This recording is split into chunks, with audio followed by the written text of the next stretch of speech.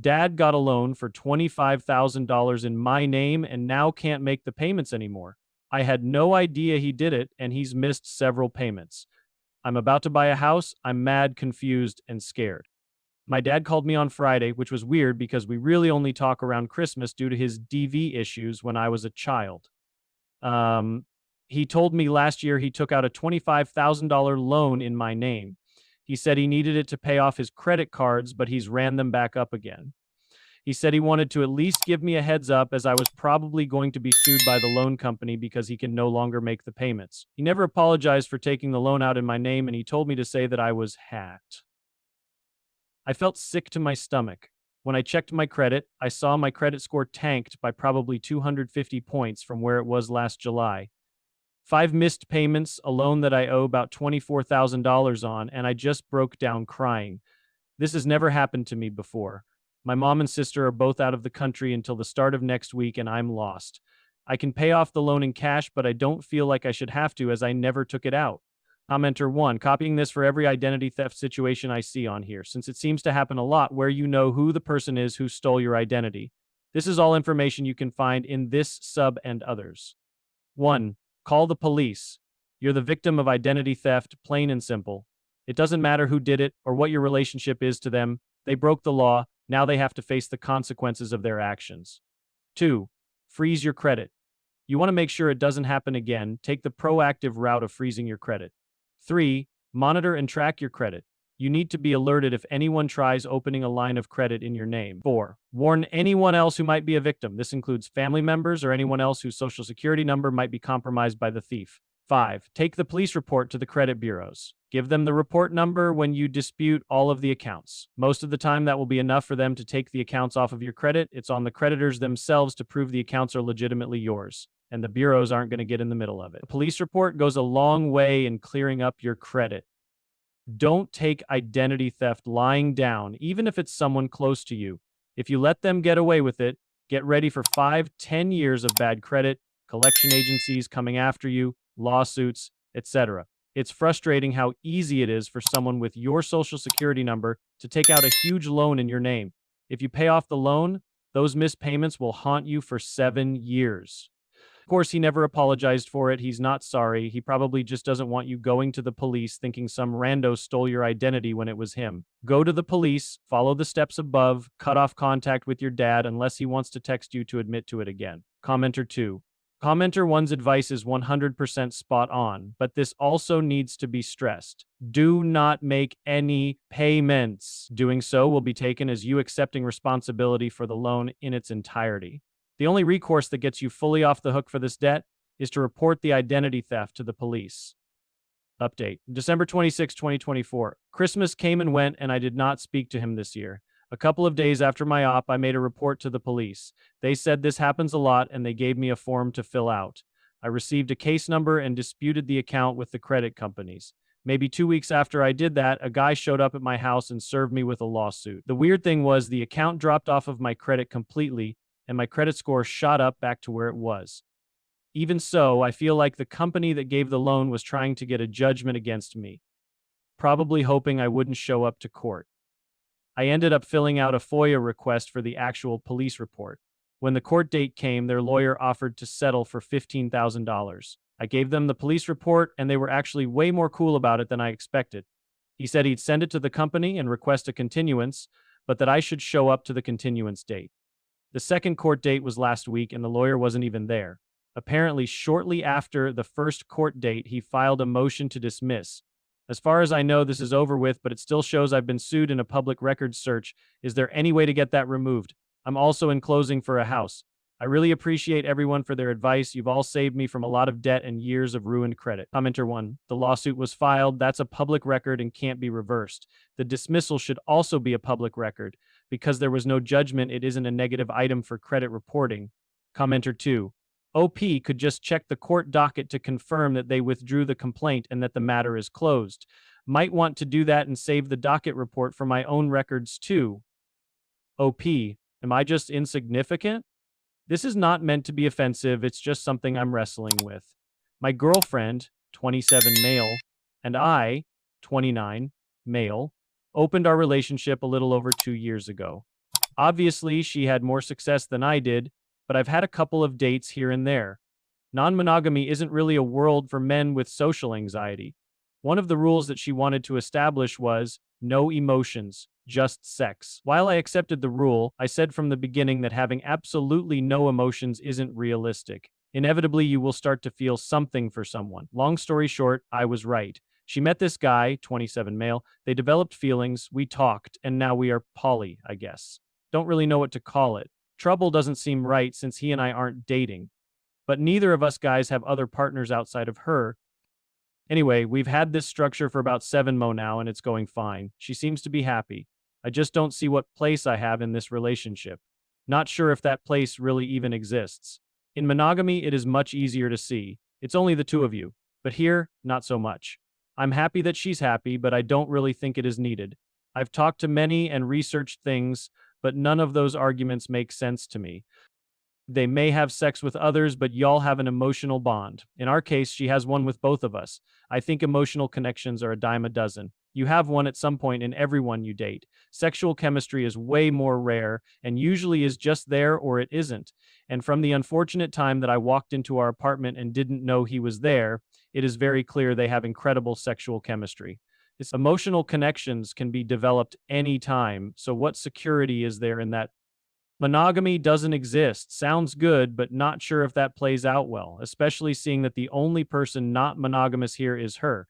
We are both basically in a monogamous relationship, and while you supposedly can't expect to get all you need from one person, that's exactly what we're supposed to do, but only from half of that person. Every connection is unique and special. Maybe so, but ours clearly wasn't enough. She needed more. I didn't. I was happy and fulfilled. She wanted other experiences, but that stopped when she met him. And while I try not to make it a competition, she clearly has a level of passion for him that she doesn't for me. She won't have sex with me when he's around. I have to wait until he leaves. She asked me to leave when she wanted to have sex with him. She isn't nearly as cuddly with me either. At this point, it feels like the only reason I'm around is because we are entangled, money, lease, cars, etc. I also know that I'm here for emotional support for hard stuff. Working in EMS, I've learned to stay calm and clear in high-stress situations. I'm also supporting her financially with schooling, but I'd like to be more than just an at the moment and a security blanket. Don't really know what to do about all this. Everything. So much of what I've read talks about not comparing, just getting over jealousy, giving people autonomy, not being attached/dependent, etc. Don't know where that leaves me. While not really relevant, I'm going through some significant health issues. It's uncertain if I'm going to make it through. She doesn't know about it. Haven't found a good time to say. Maybe that's why I'm just being emotional and insecure. I know both are terrible traits in a man. Anyway, I guess this just turned into a vent, but any thoughts or input is welcome. Edit, I'm a firefighter in hazmat tech. It's most likely that my health issues are related to a work incident, therefore the people I work with know. I have told any family or friends yet. At this point, I could come out most okay, or could have until the end of the year. I'm trying to wait until we know more. Edit 2. She and I live together. He has his own place but has 3 male roommates. My girlfriend doesn't feel as comfortable there. Update 1. Hi all. I highly doubt anyone would remember my last post or that anyone wanted an update, but here we are. I linked my previous post, but essentially I was processing unexpectedly becoming poly with my girlfriend. Feel free to read it, but only if you don't have anything better to do. On to the update. Long story short, I pretty much ignored everyone's advice. Not really. I do appreciate all the input that I got on my last post, but every time I wanted to broach the subject, either something got in the way or I just chickened out. She is still seeing the other guy. Let's call him Caleb. Life kinda sucked at first since they were mostly using our house to avoid his roommates, but this summer he got his own place, so they no longer meet at ours, which is great because accidentally coming home when they are together is not great. Hearing your girlfriend scream another guy's name takes a long-ass time to fade from memory. I've met the guy, he seems nice enough. Total opposite of me, so I see why she's so into him. Dude's like 6'2" with that lean surfer boy type look. I'm like 5'7" and shaped like a tree stump, haha. Anyway, that problem pretty much solved itself. She stays with him about 3 to 4 nights a week. Occasionally she'll stay over for a long weekend or even a week. They've even gone on a few trips together. To be honest, part of me is jealous, but at the same time, I see how she looks at him. I just don't have the heart to get in the way of that. Unfortunately, our sex life has taken a bit of a dive. Not long after they started seeing each other, we stopped being intimate as often. We still are, but it's only like 1, 2 times a week. Everyone got tested and they've gone barrier free. Supposedly, she was just tracking her cycle, but did have a pregnancy scare. So now she's on birth control. Um, my life is great and we feel like we're moving forward. I'm not particularly happy. I mean, I'm happy she's happy, but this isn't really what I pictured for my life. I always imagined having this passionate, loving relationship where we were everything to each other. Sometimes I just feel like more of a convenience than a partner. It's pretty obvious she was never into me as much as she is him. That sucks, but can't change it. On the health front, unfortunately, I don't have great news to report. Turns out I do have cancer. It wasn't as aggressive as they thought, but it is terminal. At this point, I'm looking at somewhere around March. My girlfriend doesn't know. I know I'm an a-hole for that. I'll tell her eventually. She's just not around much, and when she is, I just want to be fun. I know I can't compete with Caleb, but I don't want to just be the sick one. I thought about just breaking up, but that seems mean. Anyway, I recently saw Twilight for the first time. When I finished the part of Bella mourning Edward leaving, it made me wonder if she'd feel the same. To be honest, I don't think she would. Caleb is pretty much primary at this point, so I'd rather be peaceful on the way out. When I do go, she'll have him. Work sucks because I can't ride the engine anymore. Once I got worn out walking up steps in bunker gear, I knew I can't fight fire anymore, so I'm just on the medic now. Anyway, that's it for now. Hope y'all have a happy holiday. Hug your loved ones tight. Update 2. Thank you for the support and allowing me to use this as a space to vent. I do really appreciate it. As the title says, I finally told my girlfriend about my health issues. It was a long, rough night. Hold the love. I am your host. Saturday night, we went on a date. Usually, she'd be with Caleb, but he's out of town visiting family for the holiday. I don't know if he felt it was too early for her to meet his family or what, but I definitely thought I'd be alone for Christmas. But apparently, she's staying here, so that's nice, I guess. We went to dinner and after got to go see Wicked. Not gonna lie, the dynamics between Glinda, the Munchkin dude, and the prince made me wince a bit. Felt kind of close to home, minus me stringing some poor girl along. Regardless, I did enjoy the movie a lot. We got home and curled up on the couch, and that's when we had our talk. Decided to withhold any info about how I've been feeling as that felt pretty ancillary to the main topic. I basically just described how I had been sick, more and more tired. Then told her about my annual physical from last year and all the doctor's visits since. Then I finally told her about the diagnosis and having until March. To say that this was hard is an understatement. I don't think I've ever seen her cry that hard, or anybody for that matter. I don't know what kind of reaction I was expecting, but not that. We kind of attempted to continue talking, but it was no use. So I just carried her to our room and held her until she cried herself to sleep. When I woke up Sunday morning, she wasn't in bed. My initial brain fog kind of forgot about what happened. But when I remembered, I went to find her. She was sitting at the table in the kitchen. She was still crying, but we were able to talk about everything. I told her about the bucket list, preparations I'd made, etc. It was all smooth until she kind of jerked up, looked at me, and asked, "How long have you known?" It was at this point I knew I screwed up. As tempting as it was, I didn't lie. I told her I've known I would die for a year, and I found out about it about 2 months back. Of course, she asked why I didn't tell her, and I didn't know what to say.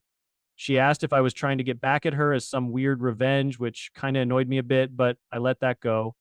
I told her I was preoccupied with getting used to an open relationship, that it felt like it came out of nowhere, developed fast, became poly, and I was just being dragged along. That not having her around, hearing them have sex, and watching her fall in love with someone else was hard enough. Predictably, she got pissed.